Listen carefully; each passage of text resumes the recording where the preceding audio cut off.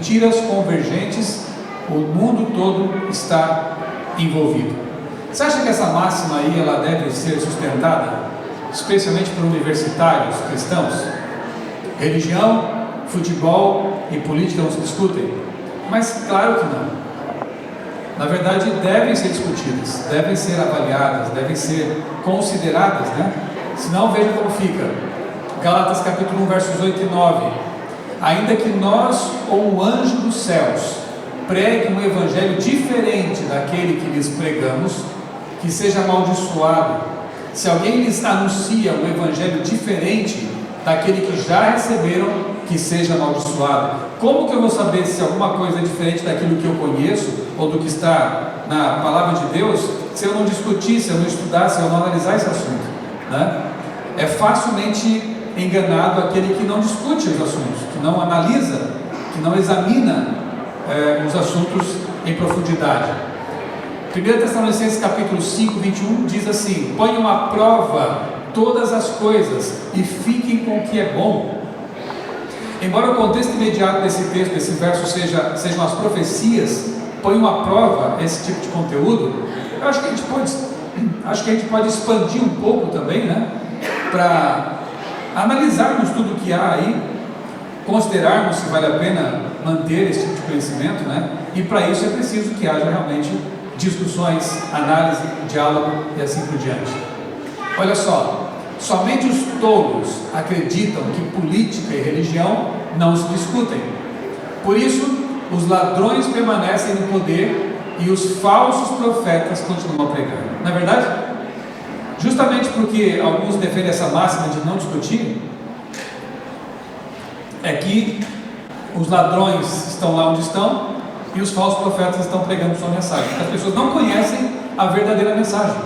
As pessoas não sabem o que é a verdadeira política, e assim os que não prestam se proliferam por aí, né? Bem, João 17, nós lemos isso pela manhã: santifica-os na verdade, a tua palavra é a verdade. A Bíblia para nós é o grande aferidor de verdades, pretensas verdades, é a nossa bússola, é o nosso guia, que para nós é infalível, né? E Mateus 7,15 adverte: cuidado com os falsos profetas, eles vêm a vocês vestidos de peles de ovelhas, mas por dentro são lobos devoradores. Como é que eu vou conhecer um falso profeta, um lobo travestido de ovelha, se eu também não discutir, se eu não estudar, se eu não analisar, né, os assuntos?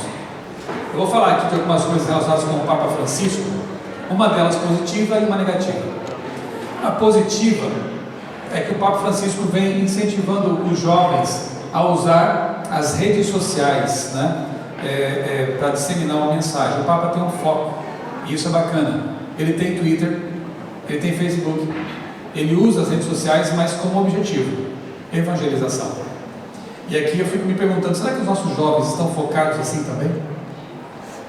Será que nós temos usado as redes sociais, que são uma ferramenta muito legal para pregar o evangelho, para, né, espalhar mensagens edificantes? Será que estamos usando as redes sociais para deixar uma marca de cristão em relação aos nossos seguidores, amigos, né? Enfim, ou estamos entrando nas banalidades que todo mundo costuma disseminar por aí? Nesse ponto, o Papa dá um exemplo muito legal. Ele usa com foco para disseminar a mensagem dele.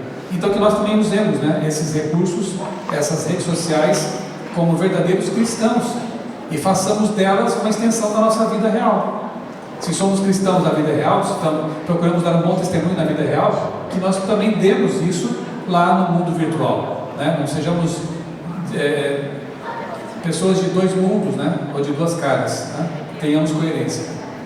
Agora, o que é negativo, entre outras coisas?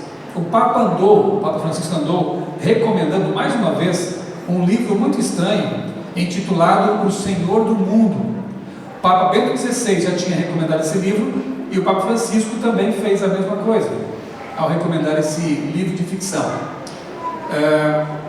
Ele foi publicado em 1907, é uma ficção apocalíptica, de autoria de Robert Hugh Benson. Julian Felsenburg é um misterioso senador norte-americano que assume importância mundial ao negociar uma paz global longamente desejada. Esse é o enredo do livro de Benson, né? Interessante é que toda a oposição a esse personagem fictício, o tal do Felsenburg, e a ordem mundial que ele guia, desaparece. As nações pedem que Felsenburg seja o seu líder. Ele recebe aclamações em massa. Os únicos que se mantêm na oposição são poucos membros da paróquia guiada pelo padre Percy Franklin, que acaba sendo eleito Papa Silvestre III. É um enredo interessante e chamou a atenção de 2 papas que o estão recomendando. Só que você sabe que a Bíblia é muito clara ao identificar o anticristo. Ele não vai ser um personagem secular como esse livro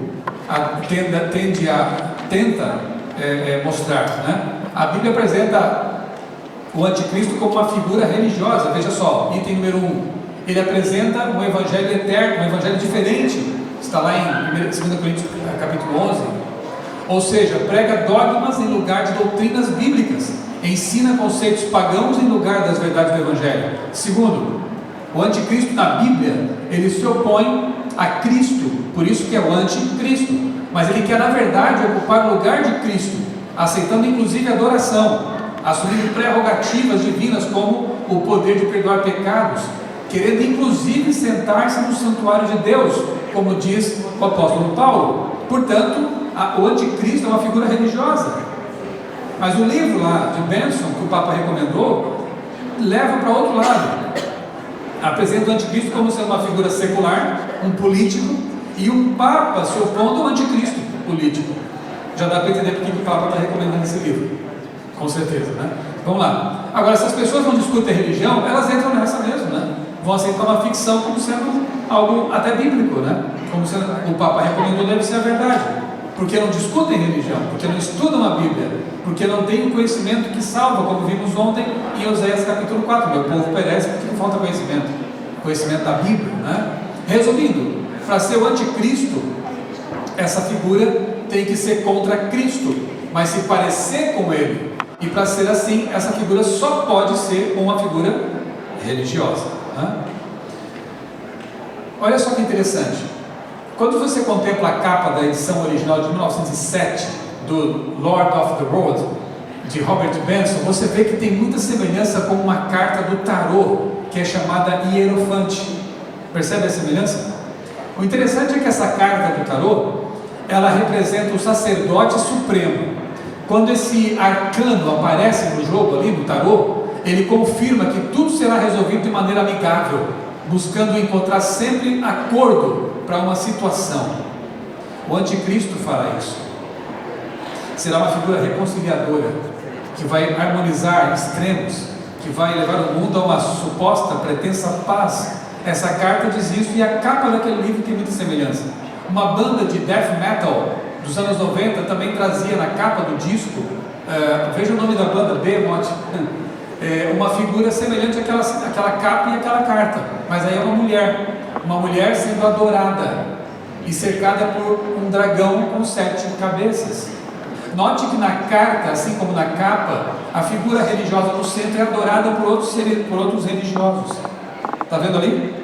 Aceita adoração. Na próxima, que é a capa do disco, você vê também ali religiosos adorando uma mulher. Eu não creio no acaso, assim, nas coincidências, né? É interessante notar isso aí, né? E Ellen White, já no século XIX, nos advertia com respeito aos 2 grandes erros, as 2 grandes mentiras que iriam dominar o mundo, que são essas aqui, ó, grande conflito. Por meio dos 2 grandes erros, quais são? A imortalidade da alma e a santidade do domingo, Satanás vai enredar o povo em suas malhas, enquanto o primeiro, ou seja, a imortalidade da alma, lança o fundamento do espiritismo. O último, ou seja, a pretensa santidade do domingo, cria um laço de simpatia com Roma. E todas as produções cinematográficas, muitos jogos e sites e séries, nós vimos isso muito bem ontem. Você que está assistindo essa palestra em casa, no seu computador, aí no YouTube, né? Assista a palestra Hollywood à Luz da Bíblia, porque lá eu detalho mais esses conceitos que estão sendo disseminados por meio de filmes, séries e programas. Bem, o âmago da mentira se constitui de 2 submentiras, né? A imortalidade da alma e a santidade do domingo. Vamos analisar um pouquinho essa questão. No século XIX, quando Ellen White escreveu esse texto, parecia um absurdo realmente, porque havia um abismo inconciliável entre catolicismo e espiritismo, né? Essas coisas aí. Quando o espiritismo moderno apenas ensaiava seus primeiros passos e havia um verdadeiro abismo entre protestantes e católicos, essas palavras da autora devem ter soado muito estranhas e até absurdas. Como assim o espiritismo vai ganhar o mundo? Se havia um preconceito tremendo contra o espiritismo. Pra você ter uma ideia, no Brasil, até os anos 50, espiritismo era quase que um crime. Não era permitido. Hoje o cenário mudou totalmente, né? Como assim será criado um laço de simpatia com a igreja romana, como diz Ellen White? No tempo em que vivemos, essa predição já é história, mas no tempo dela era um absurdo, porque havia um abismo realmente intransponível entre católicos e protestantes. Os dois grandes erros, de fato, conquistaram o planeta. Nós vemos isso no nosso tempo. Um dos grandes fatores de divulgação e de aprovação para um decreto dominical futuro que nós cremos vai acontecer é justamente essa bandeira ecológica. Eu tenho falado sobre isso em vários locais, em palestras, sobre o tal do ecumenismo, né? O ecumenismo ecológico. E o Papa Francisco tem sido um dos principais, se não o principal, defensor dessa bandeira, de que nós temos que salvar nosso planeta, de que nós temos que evitar o aquecimento global. E ele publicou, ano passado, uma encíclica, não só voltada para católicos, como era de costume, mas para todo mundo. Tanto que há entidades como a própria OAB, sindicatos, estudando a carta apostólica Laudato Si. E um dos capítulos dela, uma das partes dela, que está na internet, para qualquer um ler em várias línguas, trata justamente do domingo como proposta para ajudar a amenizar o problema do aquecimento global. Qual é a ideia? Assim como nós precisamos de descanso, a Terra também precisa. Então, um dia para você ficar com a família, um dia para você não consumir, um dia para você evitar dirigir carros para poluir a natureza. Quer dizer, é um dia para salvar a Terra. Uma proposta simpática, que todo mundo está aceitando. O Parlamento Europeu já aceitou. Alguns estados do Brasil e cidades já estão legislando nessa direção, de fechar o comércio aos domingos, né? E tudo com base nessa ideia que pegou de que nós temos que salvar o planeta. Então, a ideia do domingo, né, do descanso dominical, ela tem sido muito bem vista como uma ideia simpática, viável e que todo mundo pode realmente abraçar para salvar a terra, as famílias e impedir que o trabalho seja algo escravizante. É uma ideia que pegou tanto entre crentes quanto entre descrentes, porque ela é simpática. Gênesis 2, versos 1 a 3, o que diz lá? Deus estabeleceu o sábado como o dia da família, o dia da natureza, é o memorial da criação. Esse é o dia para que você relaxe e esteja com Deus, com uma comunhão mais profunda com Deus. Já tem o dia certo na Bíblia. Êxodo 20, 8 a 11, Deus ele registra em tábuas de pedra aquilo que já era conhecido, que ele fala, lembra-te, e ali está o mandamento do sábado, porque em 6 dias fez o Senhor os céus, a terra, o mar e as fontes das águas, e também por isso somos criacionistas, né? Lucas capítulo 4, verso 16 mostra que Jesus Cristo no sábado ia à igreja, à sinagoga. Ele tinha como costume, e óbvio, foi ele quem estabeleceu o mandamento, foi ele quem deu as tábuas para Moisés, o eu sou. Como que ele agiria diferente no Novo Testamento? Jesus guardava o sábado. Em Lucas capítulo 23 encontramos as seguidoras de Cristo após a sua morte, deixando para embalsamar o corpo no domingo, porque no sábado eles tinham que descansar, conforme o mandamento do próprio Senhor morto. No domingo não foi preciso porque ele tinha ressuscitado. E lá em Isaías 66 é predito que na nova terra guardaremos ainda o sábado para sempre. Então o sábado ele vem da eternidade e vai para a eternidade, nunca se perdeu. Agora querem fazer uma mudança, querem alterar, e nós ficaremos numa situação complicada, porque somos defensores da família, somos defensores do meio ambiente, mas seremos vistos como não defensores porque não concordamos com o dia que está sendo proposto. E aí começa a hostilização contra um povo que será visto como teimoso e que está indo contra a maré. Fundamentalistas, né?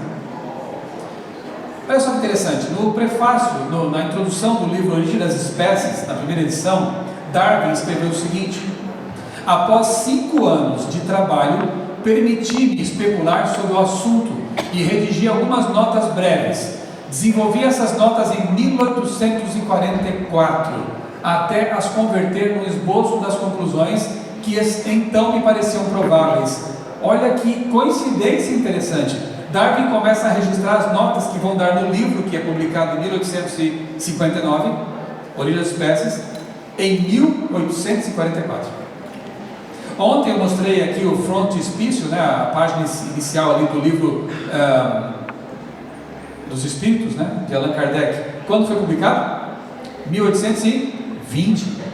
Manifesto Comunista, 1848, e assim vai. Tudo numa mesma época, né?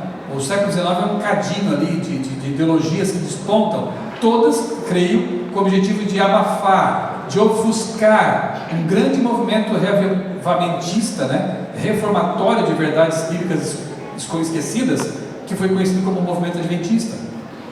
Em 44, Darwin publica sua obra, que dá uma contribuição razoável para que as pessoas não aceitem mais o sábado e nem o criacionismo. Por quê? Porque o evolucionismo acaba sendo aceito como a ideia, a explicação para as origens, né? E hoje existem igrejas que defendem o tal do evolucionismo teísta, mas isso é insustentável.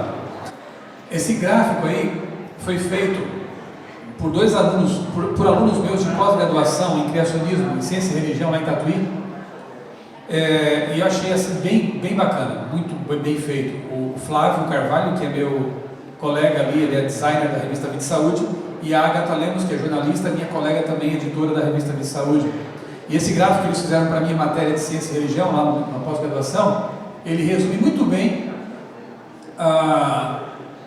como o tal do evolucionismo teísta, que coloca Deus no processo evolutivo, ele contradiz frontalmente a Bíblia, e é a visão dos papas, né? Da evolução teísta. Veja, acima está a criação bíblica como relato literal e abaixo a criação bíblica como relato metafórico, né? E você tem lá em cima então os 6 dias da criação. Então ali estão os dias da criação e o 7º sábado separado e abençoado como o memorial da criação. Depois vem a queda do homem. Adão e Eva falham na prova de obediência, mas a cruz de Cristo provê uma solução para essa queda. Cristo veio para restaurar o ser humano. Se não houvesse pecado, se o relato de Gênesis fosse apenas um mito, Cristo morreu na cruz para quê? Por que motivo? Foi apenas um revolucionário então? Não, ele veio resolver um assunto que está lá em Gênesis, que é tido por alguns como um mito, mas que nós queremos ser um fato real. A cruz mostra isso. Depois vem a ressurreição. Jesus ressuscita e promete voltar, e a volta de Cristo como a solução definitiva para a história do pecado e a redenção dos pecadores. Lá no Apocalipse fala de uma árvore da vida a qual teremos acesso.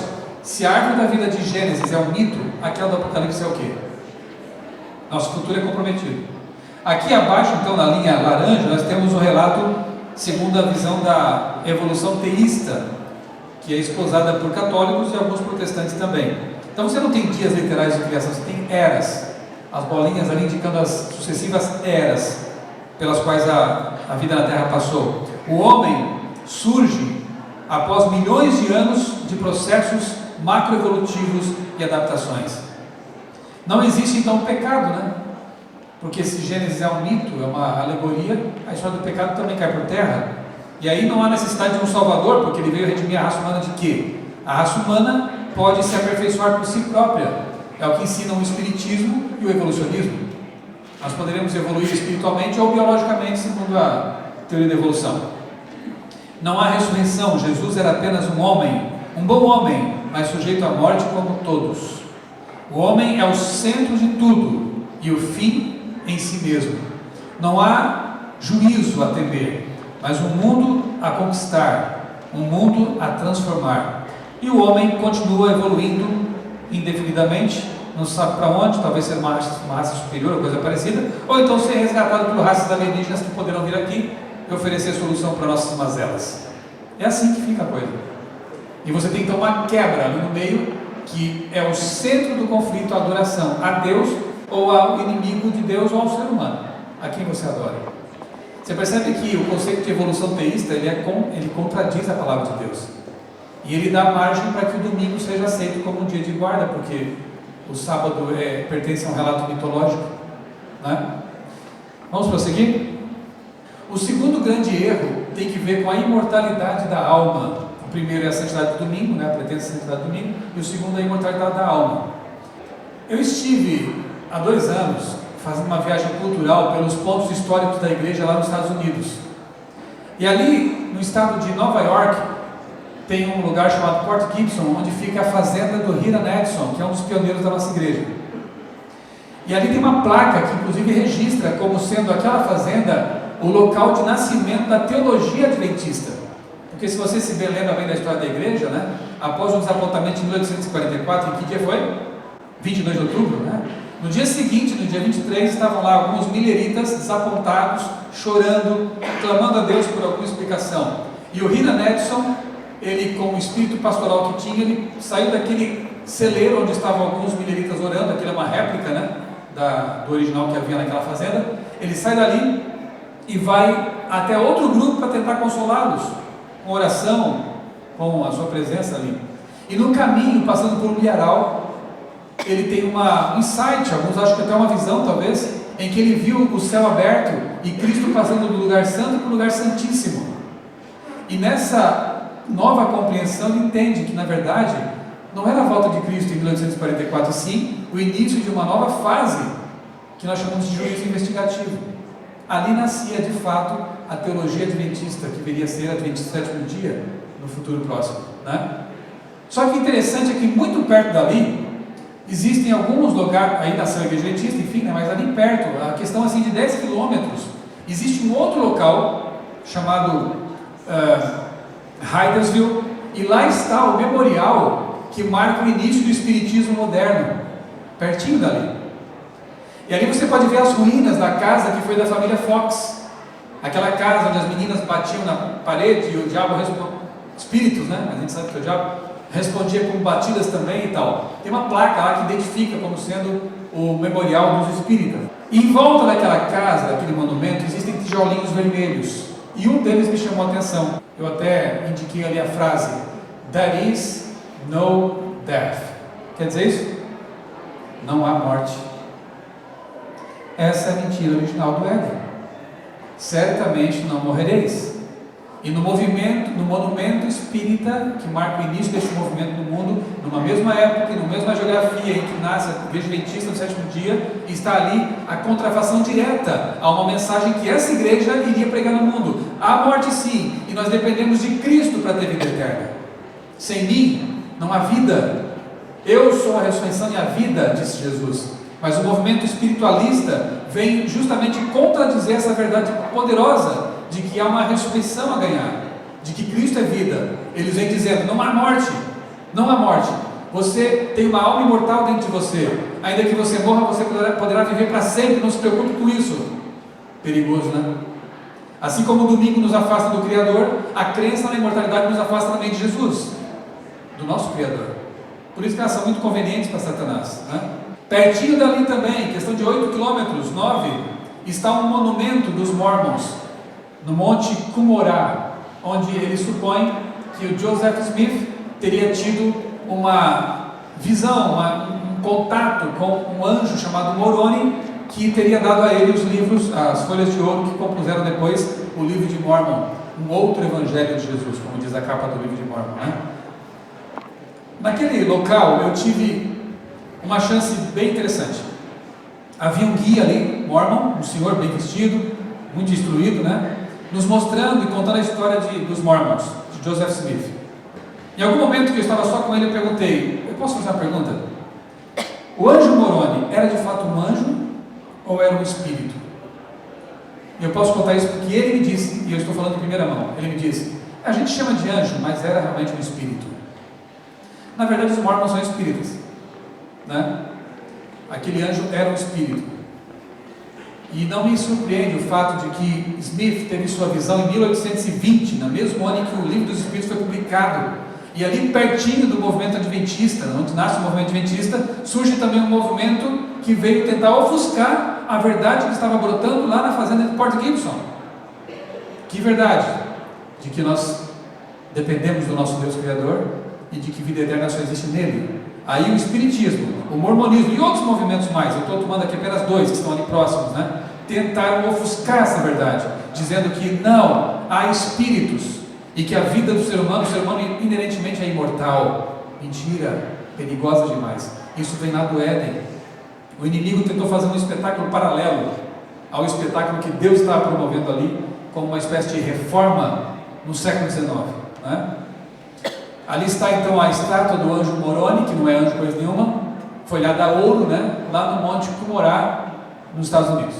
A crença na imortalidade da alma humana está disseminada em praticamente todas as religiões e até mesmo entre aqueles que não professam necessariamente o cristianismo, porque estão envolvidos com produções como The Walking Dead e muitas outras que nós vimos ontem à noite, né?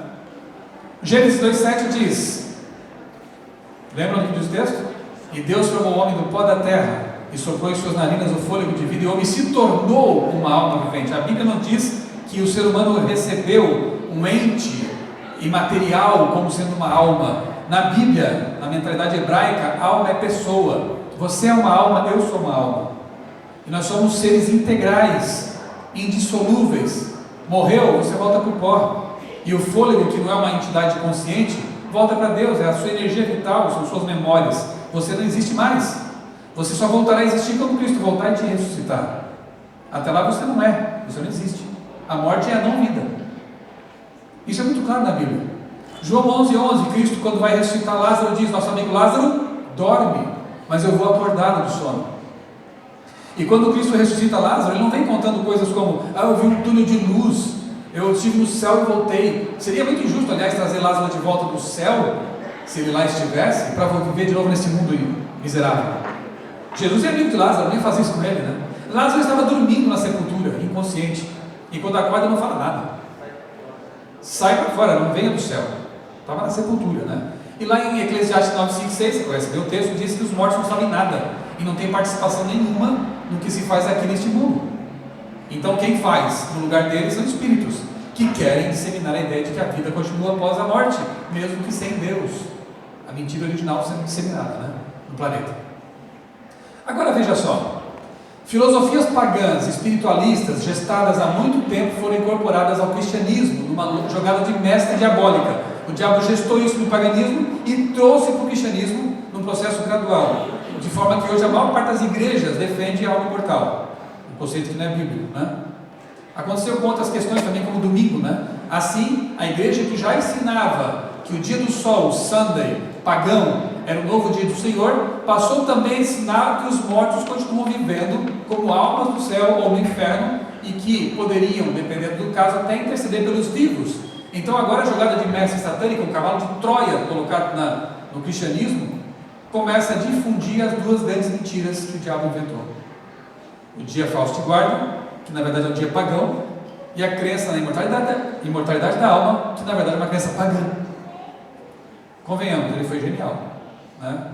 Satanicamente genial. E nós temos que fazer frente a essa grande mentira com os recursos que temos, né?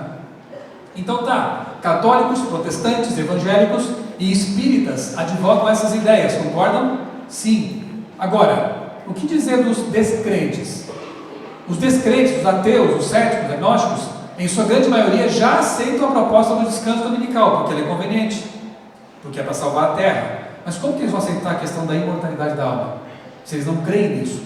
Calma, o inimigo é muito sábio, é muito esperto, e ele vai dar um jeito de envolver também essas pessoas nessa grande mentira. Quer ver como?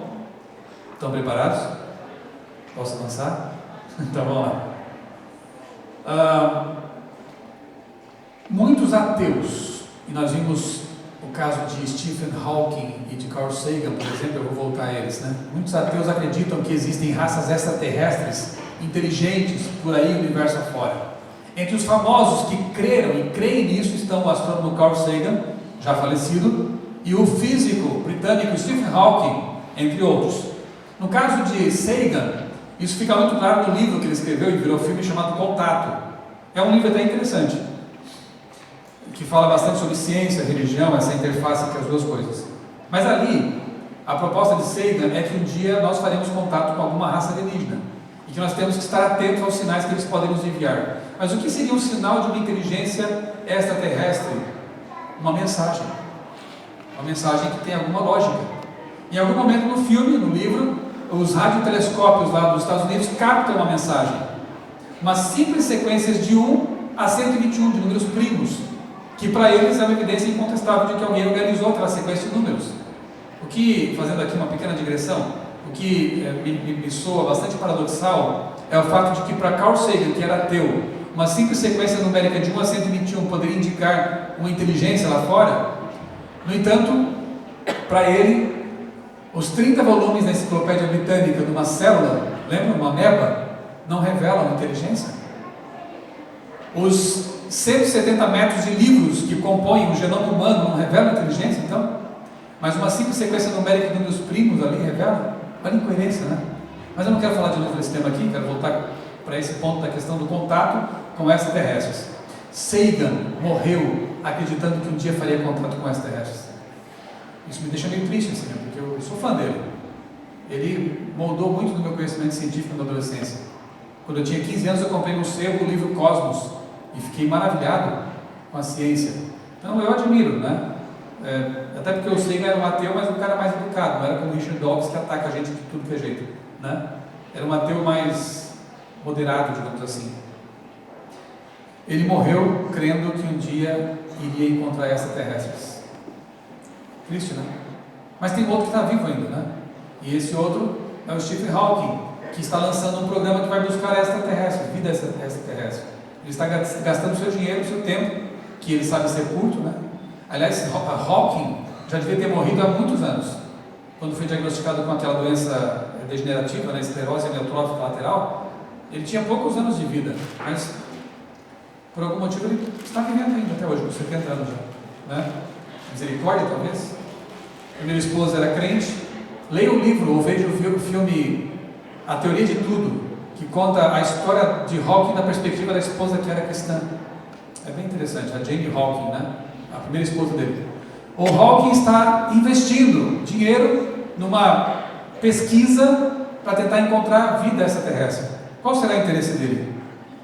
A vida está acabando, limitado numa cadeira de rodas por tantos anos, né? Ele tem uma esperança. Ele não crê em Deus, mas ele crê em ETs. Percebeu? Vamos lá. O que eu quero dizer com tudo isso? Imagine se um dia, aspas, extraterrestres aparecessem por aqui dizendo que teriam revelações teológicas a fazer. Imagine que eles apontem para um líder mundial e para uma forma de salvar a terra que esse líder propõe. O Senhor do mundo. Como ficaria a cabeça desses ateus? O que você acha? Uma evidência tão forte assim. Mas são extraterrestres. Vieram aqui como nós esperávamos. E eles estão dizendo que existe coisa além do que a gente pensava. Aí vai ser mais fácil acreditar. Já faz algum tempo que astrônomos do Vaticano andam procurando o irmão extraterrestre. Sabiam disso? Aí está um deles. José Gabriel Funes, argentino como Papa, padre jesuíta e diretor, astrônomo, diretor do Observatório do Vaticano. O cara é importante, né? Além de padre, é um astrônomo e dirige o Observatório do Vaticano. Olha o que ele disse à imprensa. Funes admitiu que gostaria de batizar um alienígena na fé católica. Você pode achar interessante e engraçado, mas ele disse isso. Mas ele mudou de discurso recentemente. Ele disse que talvez o que acontecesse fosse o contrário, já que alguns teólogos têm dito o seguinte: talvez tudo que pensamos e sabemos sobre o Evangelho tenha que ser jogado fora, e talvez nós tenhamos que ser batizados por eles. Gente, isso é sério, mas tem mais. Esse outro aí, Guy Consolmagno, ele é outro destacado astrônomo do Vaticano e sugeriu publicamente que os alienígenas poderiam realmente ser os salvadores da humanidade. É um padre nas barbas do Vaticano. Então eles creem nisso também. E há pontos de ligação então entre o Vaticano e alguns cientistas ateus que creem na mesma coisa, né? O inimigo tem suas formas, né, de envolver todo mundo. Note como se fundem aí ideias evolucionistas, já que os ETs poderiam ser seres mais evoluídos do que nós, e um tanto perigosas como a de que essas criaturas poderiam chegar aqui e nos ensinar um novo evangelho. Veja que no livro Grande Conflito, Ellen White diz que o último engano de Satanás vai ser o quê? Personificar Jesus. Para alguns ele não virá como Jesus, porque não creem nele, virá como um ser de luz de outro planeta e vai dizer: eu tenho algo para revelar para vocês, que vai salvar esse planeta decadente. Vai ser forte. E uma das coisas pode ser justamente a questão do domingo, né? Há um dia para salvar esse mundo. Vai ser fácil a gente ir contra essas coisas tão poderosas? Contra os sentidos das pessoas que estão vendo e tocando em coisas maravilhosas? Seria realmente uma união de esforços bem conveniente entre a besta e os extraterrestres, que não são nada de extraterrestres, são anjos aqui, que já estão aqui há um bom tempo, né? Que nada mais são do que os anjos caídos, né? Sabe que eu estou viajando muito, gente? Vocês veem sentido nisso? A mídia já vem preparando o caminho para isso há muito tempo. Em 82 eu era piá ainda, era guri, eu tinha 10 anos e eu vi no cinema, na matinê da tarde, esse filme aí. Me lembro muito bem, um filme que a gente chora, se emociona, o ETzinho vem do planeta dele, e olha só o cartaz, como é muito revelador, né? Compare com a pintura A Criação, de Michelangelo. Quem vem do espaço é um ET que tem poderes e que faz contato com o menino, e que depois, quando vai embora, diz: eu voltarei. Você lembra disso? Não, você é muito jovem para ter visto. Se viu na sessão da tarde, né? Na 10ª reprise, né? Mas ele fala isso no final, ele promete voltar. Um outro ET famoso a gente viu ontem, é esse aí. Em 79 vai ao cinema, né? O primeiro filme de Superman, que eu falei ontem, né? Começa com algumas similaridades com a vida de Cristo, e com 30 anos, pode passar a próxima, ele começa o seu ministério público, né? Um ET que vem aqui como salvador da humanidade. O pai dele diz: você vai ser um Deus para eles, você vai salvar a todos. Já está aí na mente das pessoas a ideia de que virá alguém de fora com poderes e com a capacidade de salvar a humanidade. Em vários filmezinhos tem essa ideia, em vários desenhos, em várias, né, culturas, e o Vaticano acredita nisso, e os ETs também estão na mente dos ateus que pensam que ela é a esperança deles. A minha esposa tem um tio, uma pessoa muito inteligente, ele lê bastante, não é? Mas é ateu. E, no entanto, vive lendo livros que tem que ver com extraterrestres, acredita piamente que um dia nós faremos contato também. É a esperança dos ateus, não há outra, de que alguém venha de fora nos salvar. E esse alguém vai vir, só que não é de fora, ele está preso aqui há 6.000 anos. Ele vai simular ser alguém de fora, né? Esse filme aqui, no Brasil, teve o título de Presságio. Eu estava no mestrado quando um colega disse assim: você tem que assistir esse filme. Eu me arrependi porque eu perdi o sono depois, foi muito forte. É um filme muito impressionante, não precisa você assistir agora porque eu já estou dizendo que não vale a pena, mas eu vou dizer o que esse filme me revelou. Como eu mostrei ontem na palestra Hollywood, à luz da Bíblia, a gente percebe que o inimigo nesses tempos está alinhavando as mentiras que ele gestou aqui e acolá, está costurando tudo. Esse filme é um exemplo, tem muitos outros, né? Eu falei aqui daquela série Cidade dos Ossos, né, que reúne ali tudo num pacote só: bruxa, vampiro, zumbi e tudo mais. Nesse filme, olha só que coisa interessante que acontece ali. No filme, crianças começam a ouvir línguas estranhas, é bem isso, línguas estranhas, e passam a agir como profetas, prenunciando tragédias em número crescente. 2. O pai de uma dessas crianças, um cético cientista do MIT, descobre uma profecia numérica decifrada e escrita 50 anos antes por outra criança. Quando ele decifra essa profecia, ele se converte, se torna um novo pregador desse fim que está chegando aí, um novo convertido, né? 3. O personagem de Nicolas Cage descobre que uma tempestade solar vai torrar a terra e procura salvar o filho. 4. Finalmente, descobre-se que os homens misteriosos que estavam enviando as mensagens ou as línguas estranhas aos profetas mirins e que davam pistas para salvar essas pessoas são, na verdade, extraterrestres. Só que quando eles aparecem no filme, eles têm inclusive asas de energia, sugerindo o quê? Que são anjos. Eles vêm arrebatar os escolhidos e os levam para uma nave espacial, muito parecida com o que está lá em Ezequiel capítulo 1, aquela estrutura misteriosa que parece que é o trono de Deus, né? A nave parece que se inspirou nisso aí. Os escolhidos, as pessoas que eram capazes de ouvir as línguas estranhas, são arrebatados nas naves espaciais e os demais são deixados para trás. Já viu essa série também? deixados para trás. Você percebeu, num filme só o diabo consegue colocar tudo ali, né? Ou pelo menos inspirar quem escreveu, né? Línguas estranhas, que é uma falsificação do verdadeiro reavivamento. Línguas estranhas, falsas profecias, arrebatamento e deixados para trás.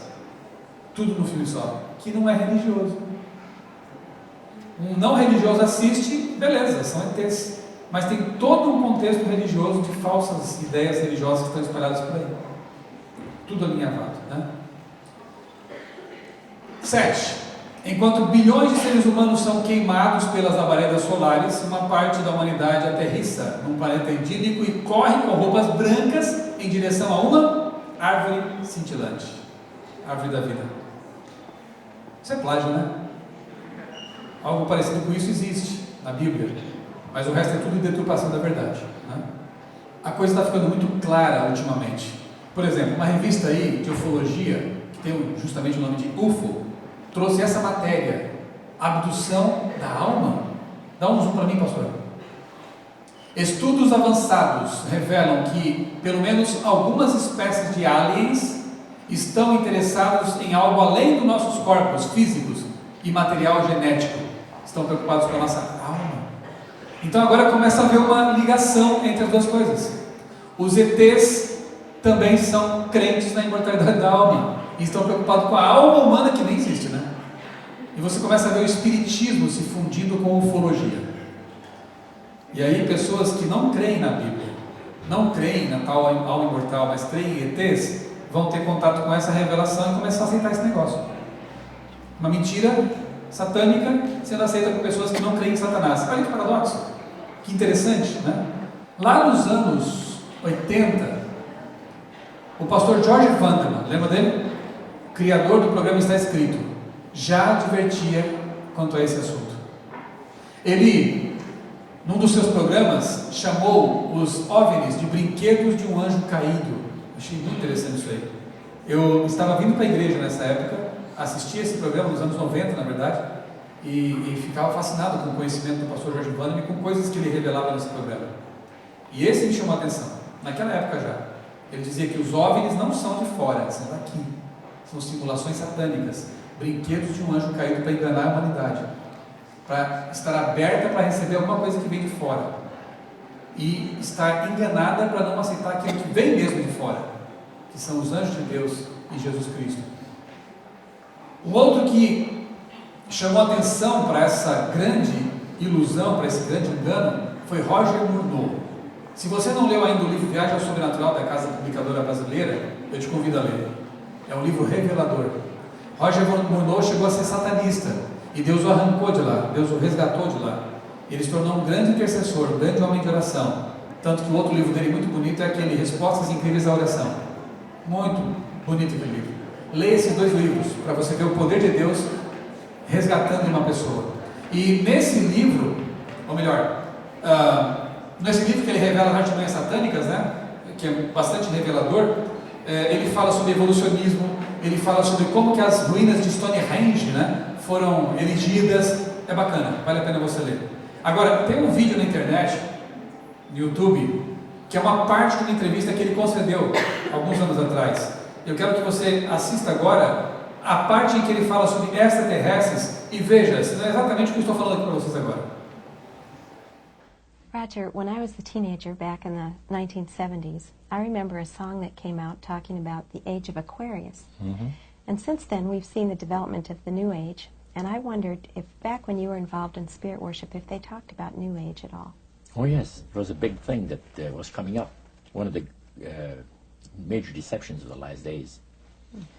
And the priest told us, we talked quite a while, and then he said, could I have a little bit more? You were talking, I want to do something very fascinating. He says, the grain plane, the master's grain plane, for harvesting the nations, for harvesting the multitudes of the earth into his cause, just before the close of the great controversy between the forces of good and evil. So we continued, after we expressed ourselves that we're deeply interested to know more about the activities of spirits. And he said it's going to be done in a unique manner. This grain plane is going to take people are going to eat the stuff. Because he says spirits, demon spirits, will declare themselves to be inhabitants of far distant planets in the galaxies that are coming to warn the inhabitants of planet Earth of the impending destruction of the planet unless something seriously proper is done to avoid it. And he went on saying that they will claim to have out-of-body experiences. Are you familiar with out-of-body experiences? I've read about that. In other words, soul projection. Yes, right. Goes into different parts of the world and sees things and come back, and then they write all about it. I've heard of that. So, due to the fact that the millions of the earth, people, believe in people having an immortal soul, it has to be readily accepted when the spirits will, through a trance medium, converse with influential people of the land, you see. Now, what is a trance medium? It's a channeler today. What is known today as a channeler? Channeler, yeah. Okay. Shirley MacLaine's experience of getting involved with spiritism and with the inhabitants of far distant planets in the galaxies, I taped the whole thing in 3 hours. And you were hearing the fulfillment of what this high priest had said 45 years ago. Yeah, exactly. So he went on explaining about the fact that the spirits will show themselves willing to give valuable guidance that will not only help people avoid the destruction of the planet, but it will cause them to enter into a higher state of existence. A coisa está sendo tramada já há um bom tempo, e quem esteve lá do outro lado, que foi o Roger Murnau, conversou com um sacerdote satanista que disse isso para ele. Isso vai acontecer. Seriam essas constantes aparições uma preparação para a aceitação do engano final? Um evento dessa natureza, a chegada de extraterrestres, seria tão espetacular que inebriaria todas as pessoas do mundo, crentes e ateus, judeus e muçulmanos, secularistas e espiritualistas. A maior invasão de extraterrestres é essa aí. Não caia no engano. A outra, falsa, que vai acontecer antes, é de seres que já estão aqui presos há um bom tempo. Vocês acham que faz sentido tudo isso? O grande engano vem sendo disseminado com muita força. Eu quero encerrar meditando com vocês em Mateus 25, de 1 a 13. Você conhece bem a história? Você pode ler depois em casa em sua Bíblia. Ali fala da parábola das 10 virgens. 5 prudentes, 5 nécias. E Cristo fala que todas elas adormeceram pouco antes da festa. Todas, até as que eram sinceras. Ali está previsto um cansaço, um certo desânimo até, porque Jesus aparentemente está demorando, né? Eu estou na igreja há quase 20 anos, há mais de 20 anos. E eu já esperava que no ano 2000 alguma coisa já estivéssemos no céu. Estamos aqui ainda. Eu ainda espero para breve, não perdi minha fé, nem quero perdê-la. Ele vai voltar. Mas o cansaço vem.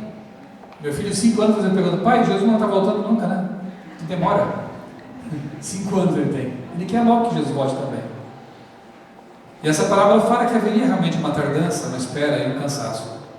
Mas o que diferencia as 5 sábias das 5 nécias era o fato de que as 5 sábias tinham azeite de sobra. Tinham uma experiência profunda e real com Jesus, com o Espírito Santo. Quando o noivo chegou, quando Cristo chegou para levá-las para a festa, 5 estavam fora, tentando buscar o que não tinham conseguido no tempo que tiveram para buscar essa experiência. E 5 entraram porque conheciam o noivo. A parábola é muito clara, né? Não deixe para amanhã o seu preparo. Se é que você não percebeu, desde ontem, tudo nesse planeta está conspirando e mostrando que a tempestade está prestes a se desencadear diante de nós. E chegará um momento que não teremos mais tempo de buscar aquilo que não buscamos quando podíamos. Comunhão com Deus, uma experiência espiritual profunda com Ele. É agora, enquanto temos ainda nas mãos a palavra dEle, enquanto podemos nos reunir numa igreja em liberdade religiosa, enquanto podemos fazer isso. Porque logo logo não teremos mais como fazer isso, e quando quisermos comprar o azeite, não vai dar mais tempo.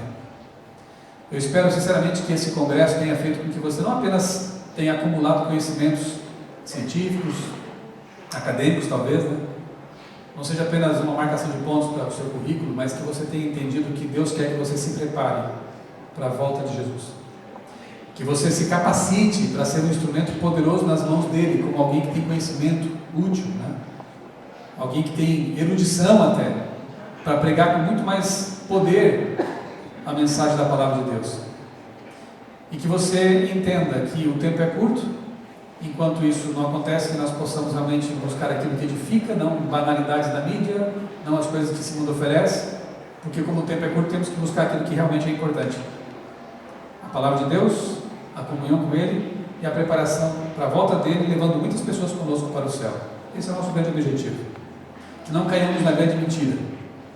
Possamos estar alicerçados na palavra de Deus.